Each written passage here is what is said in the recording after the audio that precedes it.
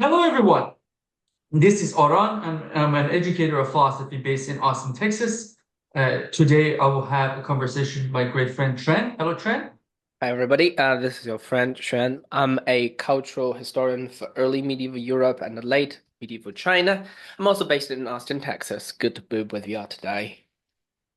So, we have started our conversation about evolutionary psychology and evolutionary psychology's approach to the concept of human nature. The book that we're working on is The Adapted Mind, which is a selection, an anthology of articles on evolutionary psychology. Our main focus is on the first article or paper in that collection called Psychological Foundation of Culture that really exposes the theoretical basis of evolutionary psychology and why it is the discipline to with the authority to talk about human nature. We have talked about how evolutionary psychology thinks about some basic developmental psychological mechanisms as the locus of human nature.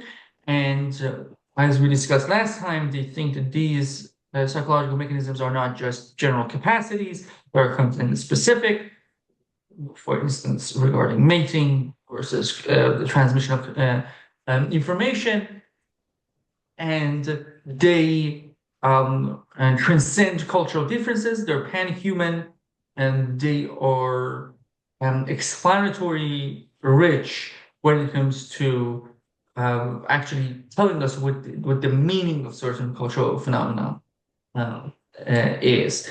And the stopping point that we had to kind of get into the depth of their structure of their thinking was that they are positioning themselves against a specific type of a model that we're going to talk about in a moment. But before we get there, anything about the summary trend? Yes, it just occurred to me really. It was not planned. I think the whole book reads very much like the most important sutra preached by the historical Buddha according to the Pali Canon. So the Buddha was like explaining in a garden the Four Noble Truths about the world. And then the Four Noble Truths that are done into this book, the Adapted Mind. First is to identify the problem, existing problem of the world. And then we will introduce that in a second. Second is to explain how do people make such mistakes and what are the causes of such problem.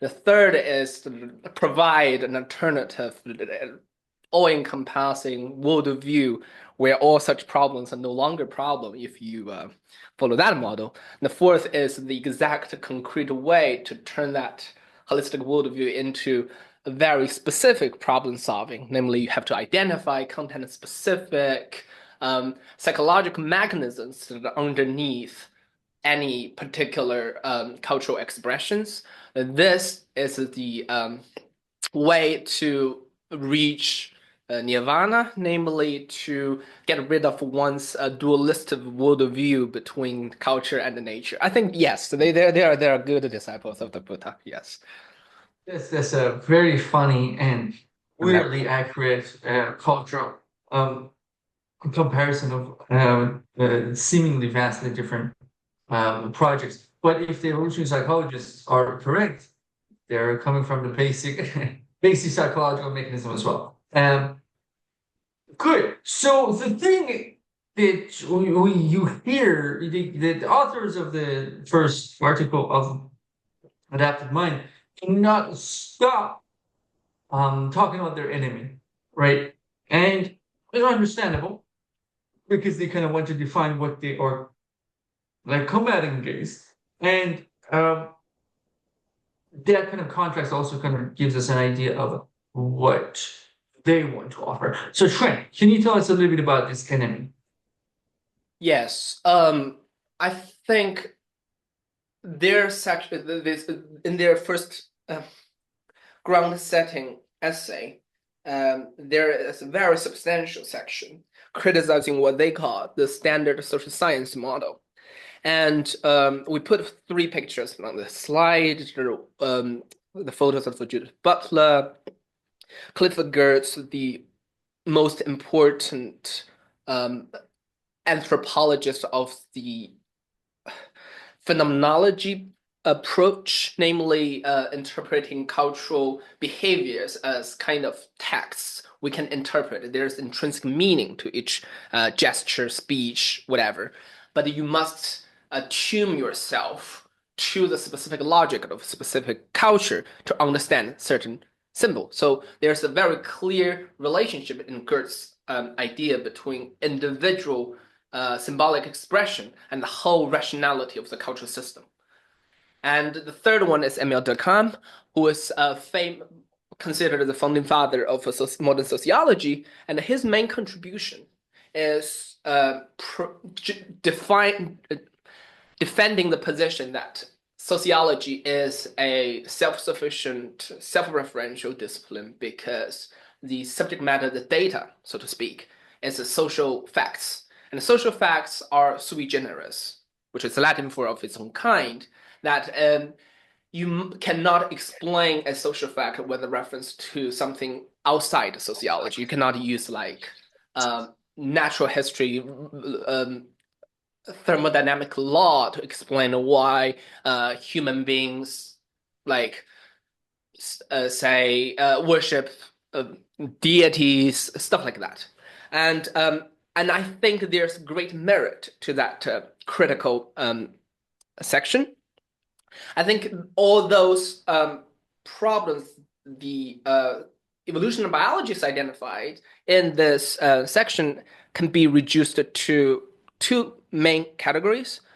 One is natural scientists refused to comment on how natural scientifically grounded mechanisms influence social culture because they subscribe to the a ill-founded assumption proposed by certain anthropologists or scholars of ideology, for instance, Judith Butler or Michel Foucault. He was not named, but I think he was also alluded to as an enemy there in the sense that a lot of social scientists, according to this group of people, are content with the separation between production of natural scientific knowledge, which is by itself objective, neutral, and not politicized. They don't want to get it into the political realm of knowledge production.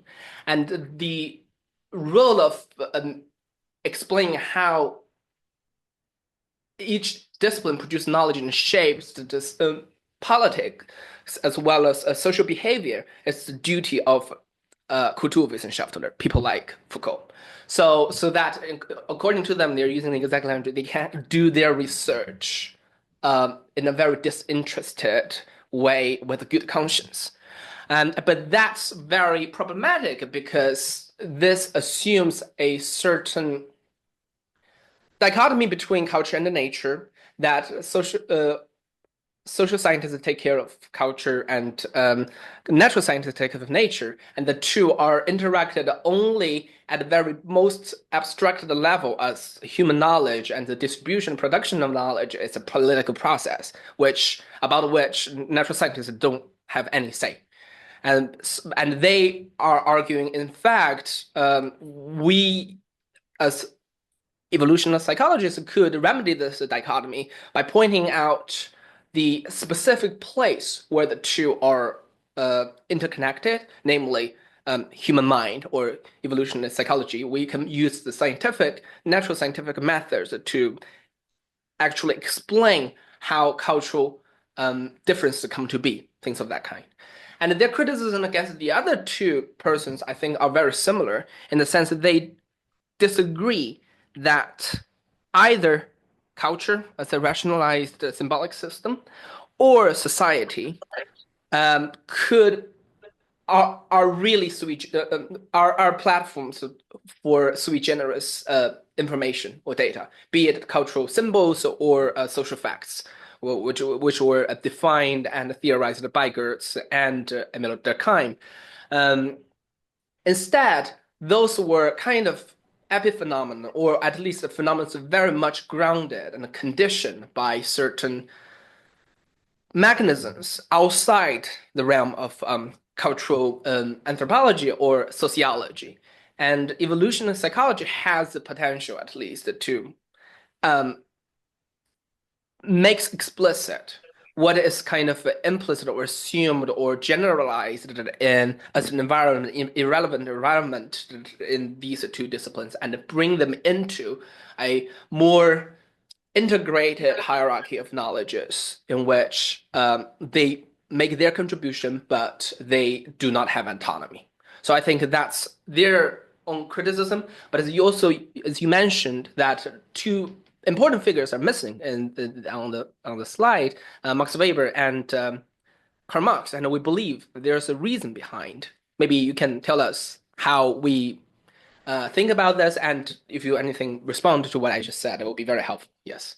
Yeah, so it is very interesting. I mean, that's very informative and helpful. And I think it's very important to see because, standard social sciences model, right?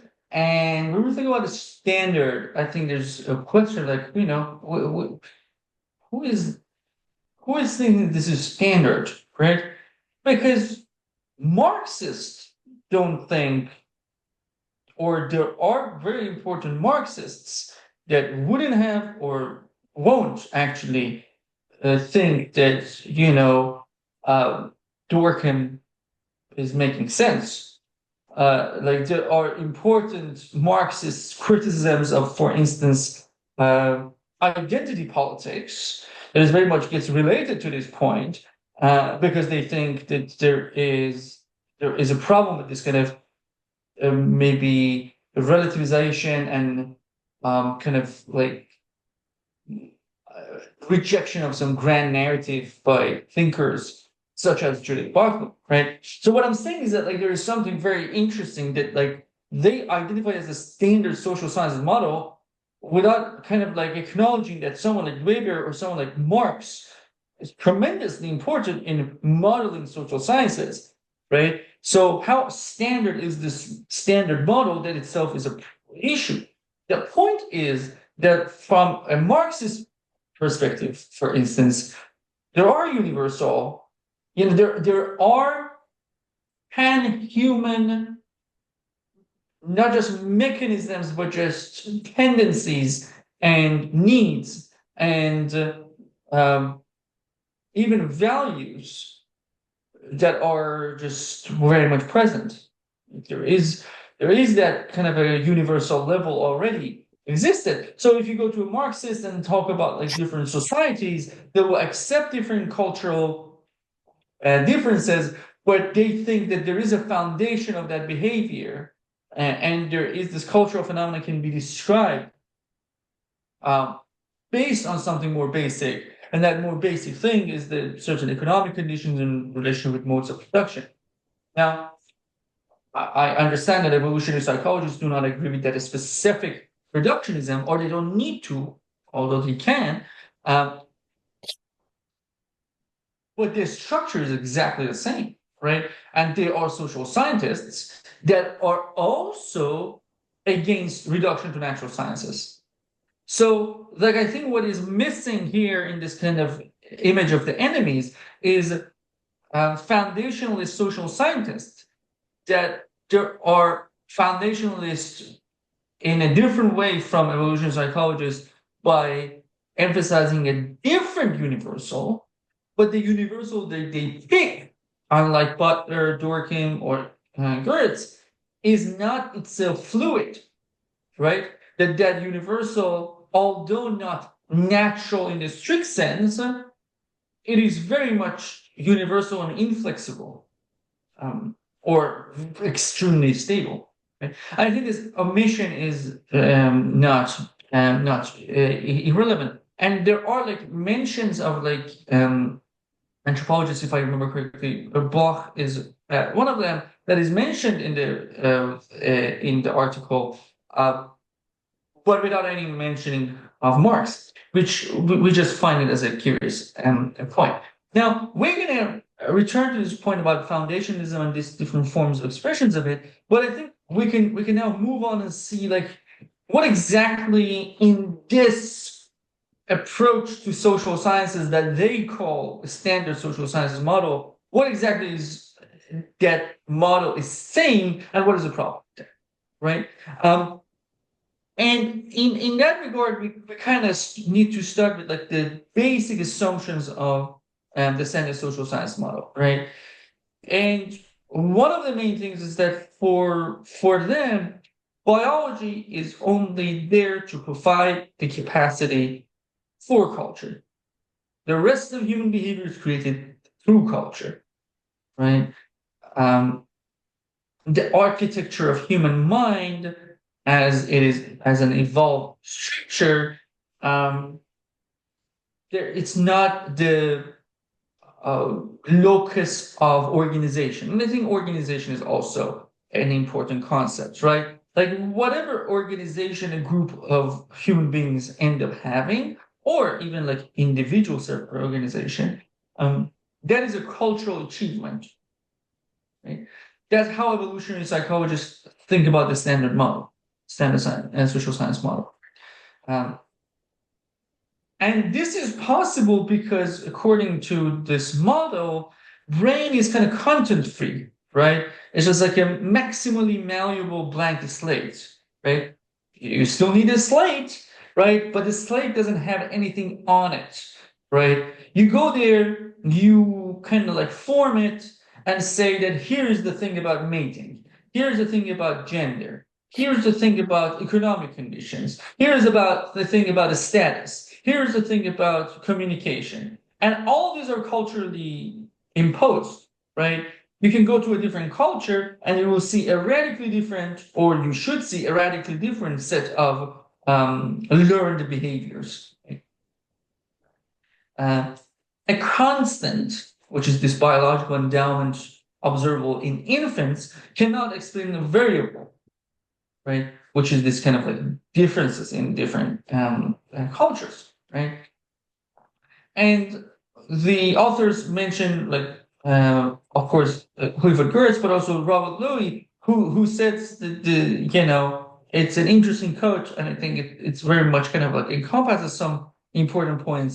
That quote: "The principles of psychology are as incapable of accounting for the phenomena of culture as its gravitation to account for architectural styles." And I think that's important to kind of like pause and think about that because, like, I'm sure Robert Louis is not saying that architectural styles do not need the laws of gravitation to be there, right? There is no architecture without gravity, but gravity is not explaining architectural styles, right? If you want to know the meaning of these architectural styles, you got to get tap into different kind of traditions there, different cultural sensitivities, different cultural assumptions, and gravity is not going to help you, right?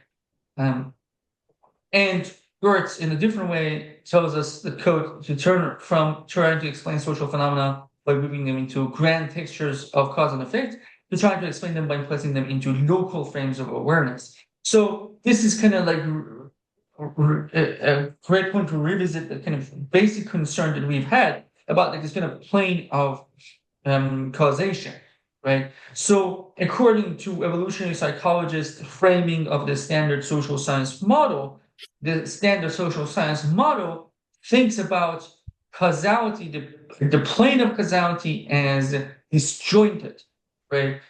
Uh, Physicists can go and think about laws of gravity, but physicists cannot say anything about different architectural styles in Burkina Faso versus British Empire. Like that doesn't the gravity has nothing to do with that, or it doesn't explain anything, right?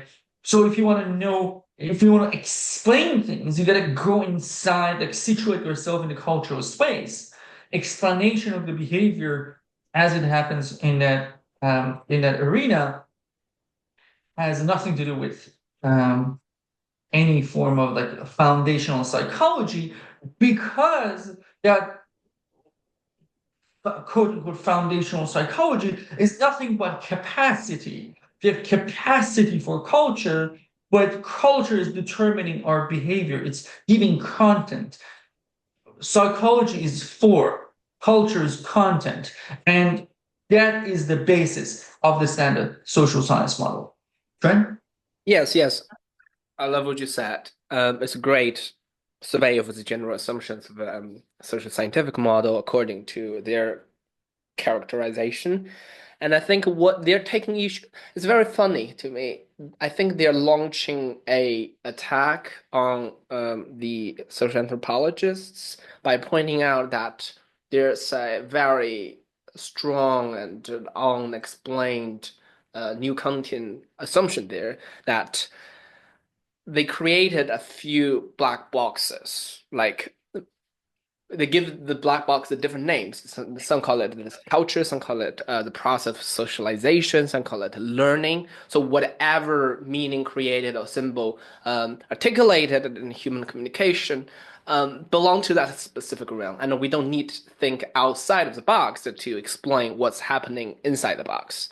And while constructing this box for themselves, they're also putting what outside the box into to another huge box, namely biology. Biology is kind of become a generalized, universal field that is related to culture, but in most distant and how to put it, not specifiable ways. Like it's important, of course, human beings exist physically, and we need to um, biologically procreate. But the whole process of such evolution and procreation does not map the details of it or the specific division or component of it. It does not impact the cultural expression.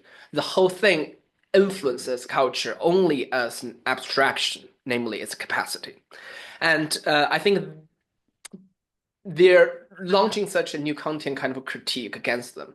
Yet as we will discuss perhaps in more details, the alternative they provide is also new content as core in the sense that they're given their methodological assumptions, new evidence or materials would not force them to revise their starting point on this separation between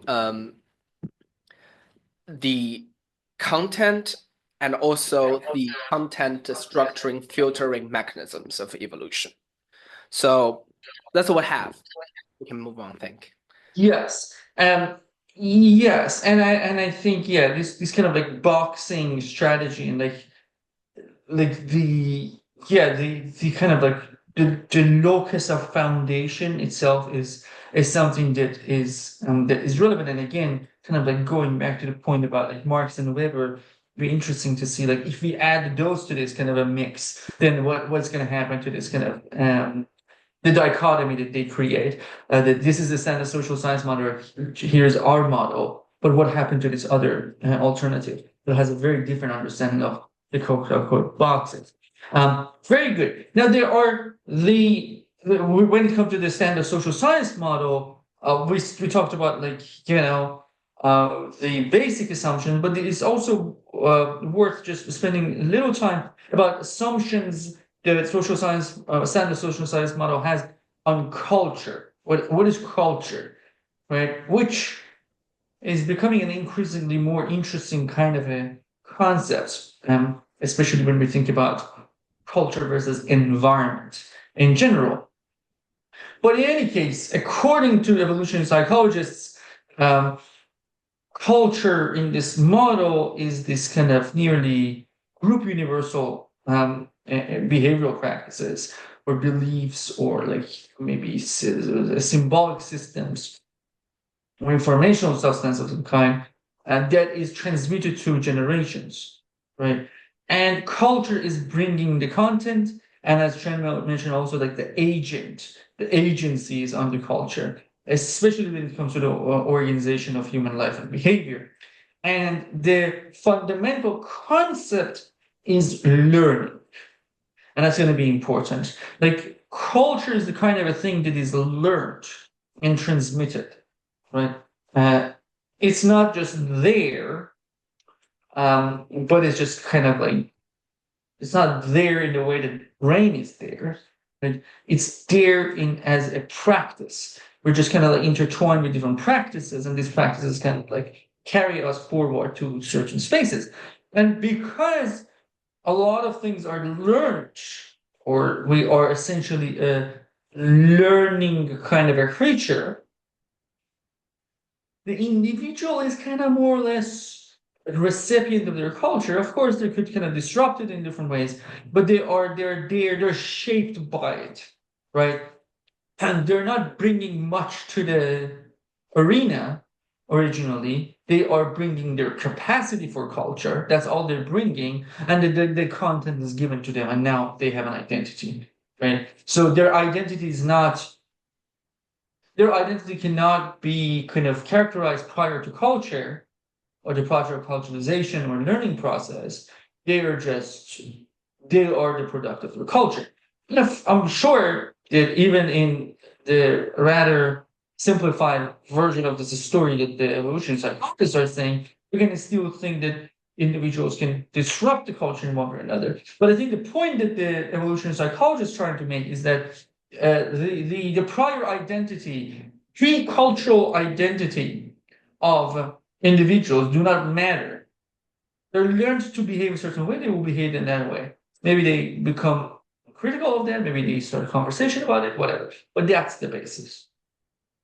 Joy, anything on that? Yes, I think it might helpful to talk about the specific cases Clifford used to render certain texture to this very helpful analytical framework. So one of the most important essays that Clifford wrote was about the Balinese cockfight. Bali is a small island in modern-day Indonesia, but it's one of the very few states that places that preserves the genuine, say, Hindu culture. So he went there in the 60s and observed and saw local people doing all kinds of weird things. The most weird one would be like their periodic cockfights, which lasted for maybe 1 to 2 minutes. So two guys from the village, they would raise the cock, decorate them, prepare them, whatever, for a fight, and people would attend and observe the fight between, sometimes really brutal, between two cocks, and then they will bet which would win. And that's a great example how individuals had close to zero agency in this. For prestige, people must participate, like raise their own cocks and engage with such competition.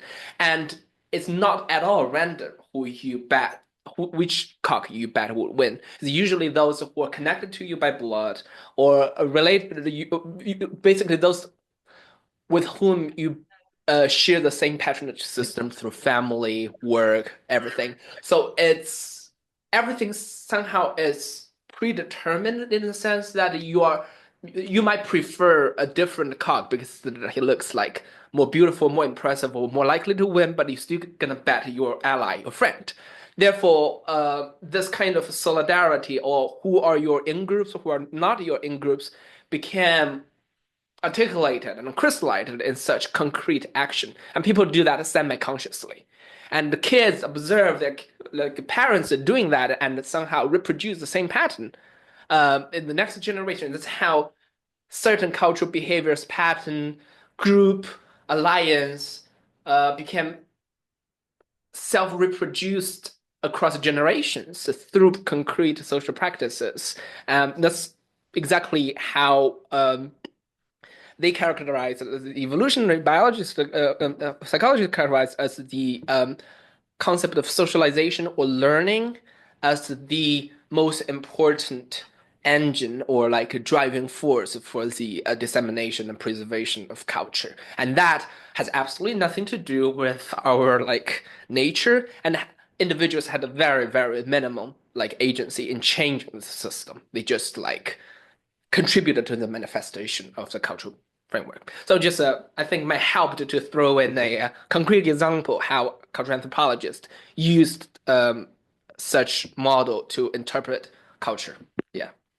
Yes, and I think that that example not only just concretizes the point being mentioned here, is also I think interesting in terms of the kind of like even like the concept of autopoiesis and like some aspects of the like maybe thinkers like Nicholas Luhmann, and in terms of like this kind of like self-organizing and self-creation of a culture, like continuous self-creation of a culture that is just like a cell defines its boundaries and kind of like produces the stuff that actually makes it itself possible, like creating that. A culture it functions in that way, in the way that it is kind of like it is constantly like this transmission is not the reason probably that individuals kind of disappear in this social system is that no individual can guard culture or make it boundaries like put the boundaries where they are like everyone kind of acting like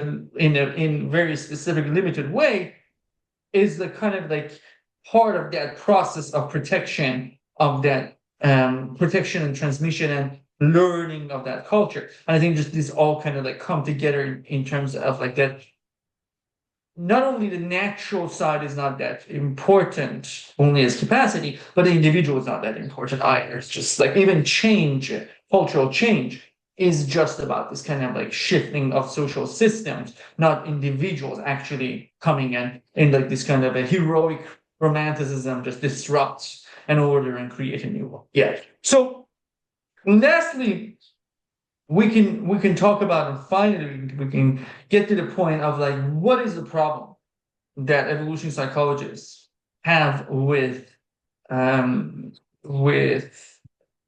social science model. And one of the main things is that according to evolution psychologists, there is this idea that okay, we have biology, we have culture. Biology is given at birth, culture is later on kind of like crafts the individual. But that's a very like just vacuous concept of biology, right? Because as we mentioned briefly in the last episode, there are so many like very clearly physiological processes that are not given at birth, but there are still biological programs like growing teeth or breasts. For women and also like the other types of like uh, processes that with very clear physiological points menopause starting to have periods starting to act kind of like rebelliously as a teenager, right? Like all of these kind of physiological elements are happening at different times. That doesn't mean they're not biologically given because they're not present at birth.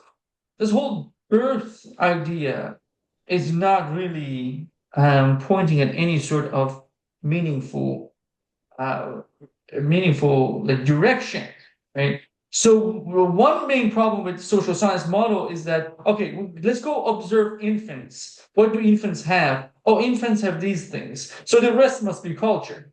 But that's not in any way meaningful because uh, the mating strategies don't pop up unless you hit puberty. That doesn't mean they were not present, quote unquote, at birth, or they're not biological. They're very much biological. It's just that their time hadn't come. Just like you don't have teeth.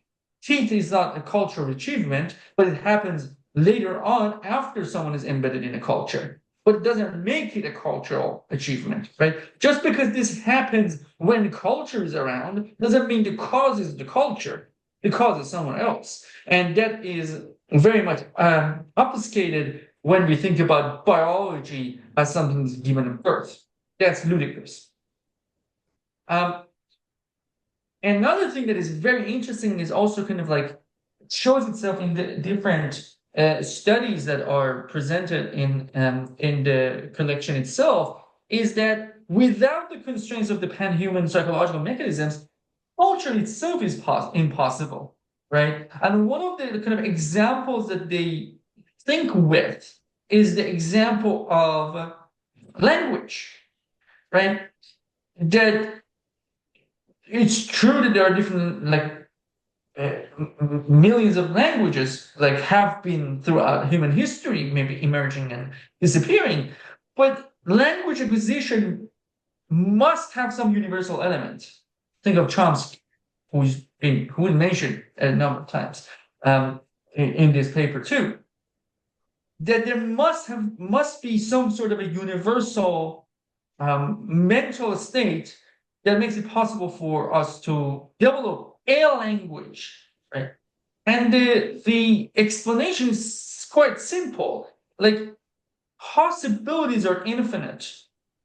Um, and if we are just kind of like, if I'm this kind of blank slate and someone utters something, um, for me, even to have like a very broad capacity of understanding without anything else, without any other psychological mechanism to kind of limit what things this utterance might mean, I could never learn a language. I could never say I could if I don't have any psychological mechanism to kind of like differentiate between objects, expect stuff from objects, put my desires as part of like what the world is, right? That like some basic mechanisms for me to just be good at survival, right? Unless have accessing all of those mechanisms that kind of like lower the desirable outcomes and really simplifies the world, I cannot even begin to understand that, oh, someone uttered table, this might be something of this kind. This might be a name of an object or anything like that. If we were like a blank slate with no constraint, we would the infinite complexity of the world would have just thrown at us without us being able to do anything, right? Um, so, and a lot of things that we kind of think as cultural, they're only possible because we have these psychological mechanisms, pan-human as well, because you can think about the differences between some native language in Malaysia versus English, but their language nonetheless, so that there must be something that unifies. Right? With the same token of logic, that issue of complexity is applicable to everything else, right? If I am born with no expectation of what mate is good, right? What companion makes sense based on the species that I am, then the complexity of choosing a mate or forming a bond becomes so overwhelming that I'm gonna just falter. I cannot really hold it, right? Just like if I don't have those kind of psychological mechanisms, avoiding danger becomes impossible. Like it becomes untenable to have any sort of like quote unquote culturally informed reaction to my environment. All right. Uh, and lastly, this is more about like the point about like this kind of like consistency of knowledge and conceptual integration, and the point that Trent mentioned last time. And without having something like a court of appeal, like this kind of a foundational psychology, then sure, like you can just go ahead, look at cockfights and say, hey, like here's based on these assumptions that my school of thought has, this is the meaning of this cockfight. This is why this is happening. Then you're Freudian, you go to the cockfight and you're just get a completely different story. Then you're like, Marxist, although that might be different, as we said. You will have your interpretation. Then you're influenced with Durkheim, you go there, you have different interpretation. And there's no way that you say, like, okay, yes, sure, there are different interpretations. This doesn't really tell us like what is happening in the cockfight, right? Unless there is some form of court of appeal that is about that kind of a pan-human tendency, then you need to check the consistency of your theory with that, and then we can say that whether your theory makes sense. By decoupling themselves from natural sciences, the standard social science models and its advocates lose chance of really creating knowledge. They just say stuff.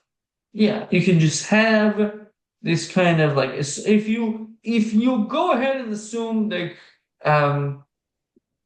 this culture is about this or cultures are about that, then you will find an answer of like why behavior is happening, but there's no testable way to approve or disapprove your idea. And that's a red flag for evolution psychologists. Great. Yes, yes, Yes, yes. I like what you put on the slide here.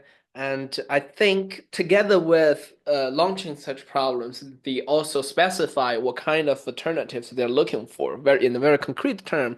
That is perhaps the final of the Four Noble Truths that they're defining in what specific ways evolutionary psychology could help to mitigate this problem of cacophonic exchange of claims without like you can never convince the Marxist with your Goethe interpretation of culture, vice versa. And one thing I want to highlight here is they think that the mechanisms acquired through human evolution is not a generic, as you mentioned very importantly last episode, is not a generic, but very content specific and task oriented.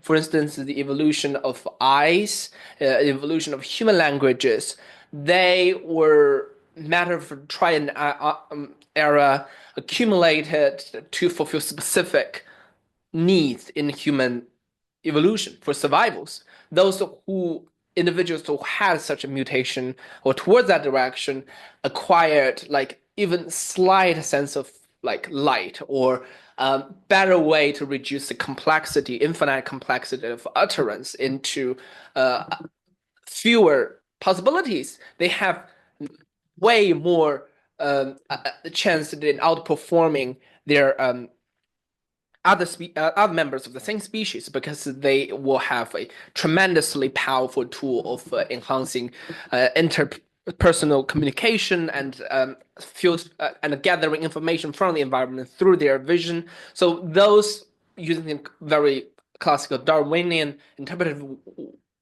framework put them on a more advantageous place in the history of human evolution. That's how gradually human beings came to achieve a certain grounding mechanisms which make cultures possible. So I think that's important to notice that there's a very clear functional how to say qualification or characterization of those specific psychological mechanisms. They serve a specific purpose in human evolution. Therefore, they are concrete, they're content specific. Yes. Yes. And I think because you mentioned something and just kind of made me think, and we can say, I can say this and we can just finish this and then talk about the alternative in the next episode, is that like the criticism is that, for instance, when it comes to language, they are not like without the constraints of this kind of basic psychological mechanisms, and possibilities are infinite, decision making is impossible, framing the problem of reference and framing is unsolvable. What I wonder though is that like they juxtapose this with the whole thing about you know that we are like that the standard social science model thinks of like the natural scientific aspect of us, like the biology of us or the structure of the brain, as the capacity for culture.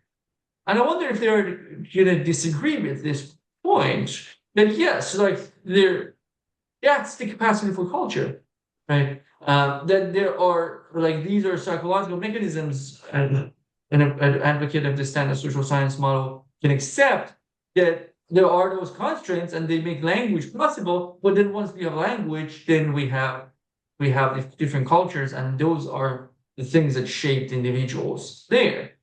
So I'm not sure if that kind of a dichotomy that you either think culture is like brain is something more than capacity for culture, or if you accept it's not only capacity for culture, you need to accept this whole other story. I'm not sure if that dichotomy makes sense. Like in the sense that someone could still think, someone could agree that psychological mechanisms reduce to possibilities without accepting the rest of the argument that the evolutionary psychologists are trying to make.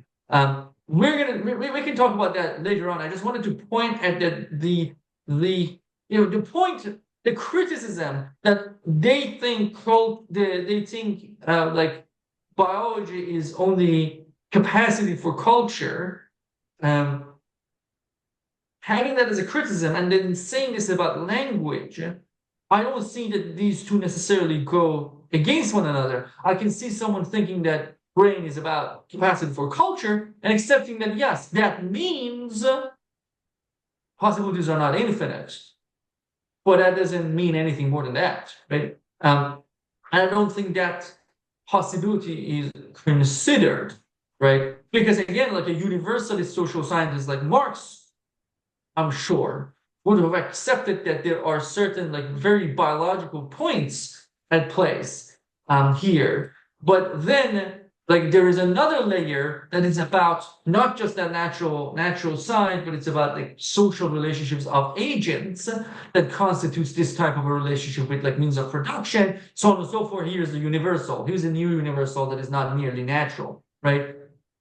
So I think it's important to kind of see that these two may not be just going to towards one direction. Just like I'm not sure how many of the standard social science model advocates think as biologically given to infants, right? Because that's also a very specific understanding of this. And also one last thing, and if you have final points, Trent,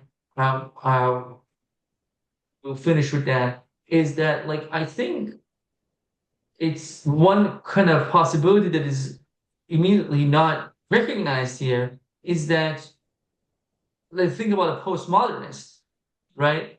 That could say that, hey, I understand that you say that without the foundational psychological mechanisms for the foundational psychological strategy, there is no court of appeals, and this becomes this kind of like incommensurable, incompatible interpretations. Well, hey, maybe that's true. That's the truth. Like the fact that there might not be a court of appeals on its own is not a problem. It could be a description of the world that we're living in, right? So just because schools of thought are fighting the social sciences, that doesn't mean they're wrong. It might mean that are wrong, but just because they're fighting and they cannot agree on a court of appeal doesn't mean that they're wrong. So it just came to my mind as an initial criticism of this criticism. Correct? Yeah. I also have my own initial criticism of this criticism. I think we're focusing on representing their point, and I just want to highlight that they think functionalism is very important to human evolution, and it's a very viable way to identify concrete ways psychology influences culture. And I totally agree with you that it's perhaps not convincing to a lot of people, even within evolutionary psychology. And funny enough, all those initial criticisms you gave to this specific model were also criticisms offered to Buddhism. The Four Noble Truths. So fun. What if you say all our human existence is all about stress? That might just be the reality. So it's not a problem to begin with. So the way of achieving nirvana is not attractive because you're denying what life really is, and so it's very interesting. Yes, that's all I had to say. It's an interesting I was not expecting that to come up, but it really fits the structure of the problem that we're dealing with.